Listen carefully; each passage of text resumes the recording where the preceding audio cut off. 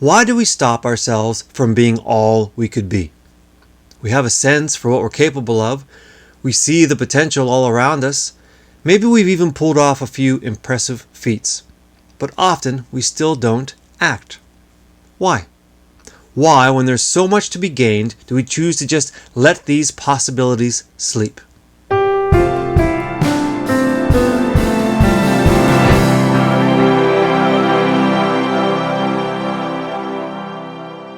Hello, my name is David, and welcome to Efficient Wisdom, where it's all about principles for life with minimal hype, where I collect helpful perspectives and bits of wisdom from the worlds of psychology, philosophy, science, and ethics, and then do my best to boil them down into t-shirt-sized statements. And today's Efficient Wisdom t-shirt is, "Your potential is an unpaid credit card." This is a metaphor that I've developed to help explain our complex relationship with our potential. And as someone who works in the world of life coaching, every day is about extracting potential. And what I've found is that the first step to doing this is simply getting a deeper understanding of why it can be so challenging in the first place. And that's what I want to talk about today. So let's unpack this metaphor. So as I said, our relationship with potential works a lot like our relationship with credit cards. So I'm going to do a quick step-by-step comparison of the two and see what we find. Well, first on our list, for credit to even enter the conversation, there has to be some sort of need or want. And this has to be something that you're not currently able to get for yourself. With a credit card, that could be something like a car or new clothes for work or a new TV, whatever. It doesn't matter. The point is that it's something that you want today that you can't pay for until tomorrow. So, with your potential, what is it that you're looking to borrow? When you're just getting started in something, what is it that you most want from others? Well, you're looking for people's belief and everything that comes with it. And this is true whether you're beginning in love, going to school, or trying to launch some business or creative project, right? People's belief is a powerful asset, and not just practically, but emotionally as well. So next, let's talk about receiving credit, right? So you go in search of a credit card, or someone comes searching for you to offer you one, right? That's not uncommon. And it plays out the same way with potential. If you're someone who people believe has a lot of potential, they can't help but get excited. They're eager to lend you their positive assumptions because, well, we all like to see potential manifested, and we all know that our belief can help. So people treat you with the excitement that they'd feel if all of your promises came true. You are celebrated now for your expected future achievements. Think of how we treat children, right? So we treat them as if they are little potential seeds just about ready to sprout, and we always assume the best. And even with the kids where it's hard to assume the best, right? We make a point to still do it. There seems to be a deep universal value that this is important. So the next common experience with credit is a false sense of ownership. Okay? When someone is new to us or just new to the world, right? Giving them our positive assumptions happens so naturally and so universally that it's hard to remember that it's actually alone. And everyone may know it intellectually, but that's different than the experience of what you feel. And what you feel is the rush of being celebrated and for being believed in, just for being there, just for containing this magical ether called potential. So it's not just credit you receive, it's easy credit. And this borrowed belief and excitement is often used to build up your own sense of personal worth. Your potential creates a compelling identity for you. You can end up building a whole life around your potential. It becomes the emotional foundation you rely on.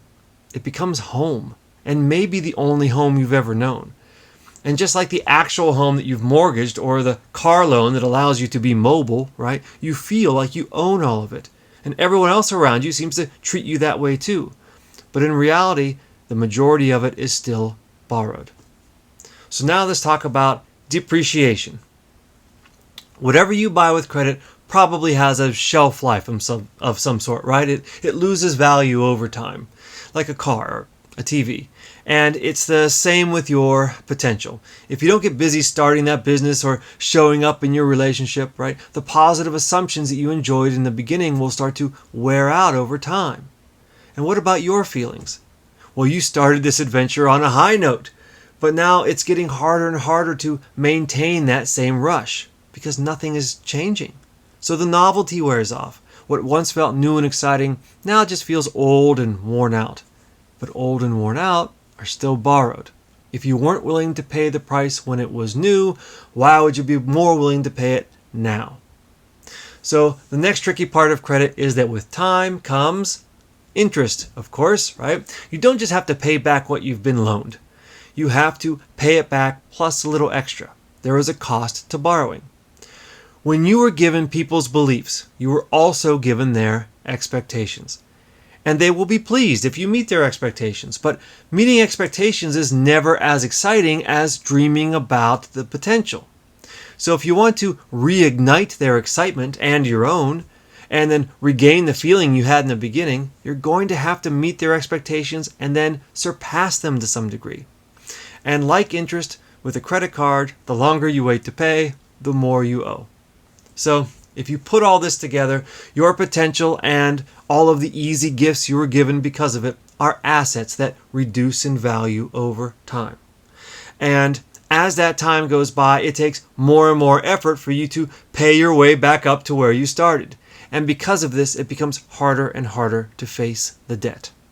But eventually, the bill comes due. You have to face the reality of paying. But you find this is harder than you expected. There was some transition that needed to happen that never quite happened. So, what happened? Well, paying off your potential requires you do something you haven't done before. And because you haven't done it before, you weren't quite sure what that was all going to look like. And you imagine some scene like from a Rocky movie where you call up this amazing inspiration and unstoppable energy to transform yourself during a 5-minute rock music infused montage sequence, right? But it didn't quite pan out that way. This story is still only beginning. You're still the soft, spoiled Rocky from the first act, living off his past victories who's about to get his butt kicked, right? Because like Rocky, you've already been given many of the things that you would otherwise be hungry for. You were already celebrated for winning this fight. So how motivated are you to work for something that already seems to be yours? How fun is it to make payments on an old car or yesterday's TV? And how fun is it to pay off the excitement that you enjoyed years ago? But here's the big one. Here's where we really get stuck. Somewhere you realize that the story of your potential may or may not be true. It all still remains an unproven fiction. You come face to face with a realization that positive assumptions are not the same as positive proof. And even if your potential is real, you may be completely lost about how to actually tap into it. Or you may discover you don't have the will or the interest necessary to release it. And now you're being asked to jump into the wild unknown and make something happen. And we were not built to casually jump into danger without some proof that we'll be safe. And the danger is that by jumping, whether it be jumping into love or jumping into action on your dreams or bungee jumping for that matter, is that you could end up proving the potential false, erasing everyone's positive assumptions, negating their belief, and therefore putting at risk everything you've already been given. Taking one step forward could mean many, many, many steps back. Back so far, you don't even remember who you were back then, who you would be without this credit. So, as you stand on the edge deciding whether to jump, you're being pulled in two directions, right? On one hand, the safe home that you've always enjoyed of easily granted reputation and identity and excitement with no immediate risk versus going out and working hard in unfamiliar territory with unpredictable dangers, all for unknowable rewards or rewards that you've already been granted. And all of that with a chance of not only falling short, but of also wiping out the reputation of your potential. And with it, the emotional foundation that you've built your life around. So, as you look at all of this, you may ask yourself the question, is the pretend of potential preferable to the risk of reality? Now think about that for a minute. That's a real question. Your potential is a significant thing to risk. And jumping into the danger of reality is certainly not an easy or a natural choice to make. So often we just don't. Now, we may not say that we've decided not to jump, but we find lots of reasons why it's not a good idea to jump today. And then the next day comes, and the next day, and the day after that, and so on. And that brings us to the next step in our list, which is more credit. As much as you don't want to jump, you also feel the ongoing depreciation of your potential. And you know that in some places its value is already almost gone. And you don't want to lose what you still have left. So a new solution occurs to you. It might be easiest to simply go in search of a fresh source of credit, right? Credit has treated you pretty well so far. And because pleasure now and pain later usually sounds like a good idea in the moment.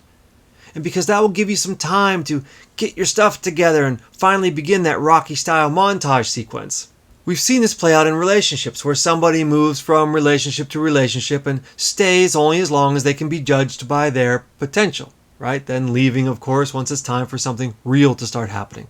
But it's not only in relationships. We've all seen this play out in some way in our lives before. It's easy to see why we get stuck when leaving home and jumping into our potential. But what happens if you don't jump? What happens if you decide to hide out at home with your potential? Or always go out in search of new sources of credit, right? What happens if you don't venture out to pay off the credit card? Well, that brings us to our next section, the repo man. If you never pay off the loan, if you never do anything with your potential, eventually the repo man comes and takes away your things. You lose people's belief and the benefits that came with it because it's not yours. You don't own what you've been relying on. It actually belongs to the people who loaned it to you in the first place. Then your credit score or your potential rating is severely damaged and it becomes very hard to have your potential taken seriously again. So I don't want to put down credit and I certainly don't want to put down potential. Sometimes we need positive assumptions to carry us before we've had a chance to prove ourselves. And this is why we're loaned belief and respect up front. It's necessary. But all of that comes with expectations and a price. And it also comes with the timeless emotional traps that I've just been talking about here. And it's easy to see how the outcomes of all of this can be devastating. But they can also be pretty amazing. See, if you immediately get to work and pay off your loan quickly, if you jump into the danger of turning your potential into reality, then you'll have something to show for yourself when the bill comes due. And even if you haven't met expectations, right? People still know you're out there doing your best to battle the forces of the unknown.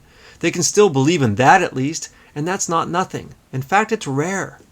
So more doors are open to you because you've actually started to earn the reputation you have. You not only have increased credit, you now have capital. You're an owner, and capital is far more powerful than credit. So with increased credit and capital, more and more can be taken on, and then who knows what can be achieved. People often achieve far more than anyone ever expected. They prove their potential is far greater than they were ever given credit for, or even greater than they gave themselves credit for. Then, instead of the repo man, you get to enjoy fresh celebrations that you've actually earned, and you have plenty then to give back to those around you who are just starting their journeys. So whether you jump or not, eventually all potential is traded in for what actually happens. Never leaving the comfortable home of your potential will not save it. The credit card bill always comes due. Somewhere, somehow, your potential will be lost. The question will be, how well was it lost? Was it slowly squandered to time? Was it taken from you by surprise because life can be harsh and unpredictable? Or was it used strategically, on your own terms, sacrificed with purpose for something more valuable? How these questions get answered deeply shapes your life and your enjoyment of your life. So, by all means, gather and nurture your potential and enjoy the positive assumptions that it grants you. But when the time comes, realize that it's going to be hard to let it all go. Don't underestimate how much you've relied on it. Respect how much of your identity has been built upon it. We all know the great rewards of life require effort, right? Obviously. But it's not just the effort of hard work. They also require the effort of facing risk. Because where it counts in life, it's not about who could. Most people could. Most people have the potential. It's about who does. To put it bluntly, those who do are rare. And those who could do, well, they're everywhere. And one more thing about potential. This isn't a loan that you take on voluntarily. You are born with potential. You're nothing but potential. The potential and the debt that comes with it are inherent. The cost of being born is being asked to work toward what could be. And it's not just for your benefit, but for the benefit of everyone and everything else that surrounds you. So, where might you be holding on a little too tightly to your potential? Where might you be avoiding what could actually happen? If you'd like to stay up to date with all the latest T-shirtable wisdom, please consider liking, subscribing, and sharing. It really makes all of this possible. This T-shirt and many more like it are available at efficientwisdom.com. Again, thank you for watching, and I hope to see you on the next one.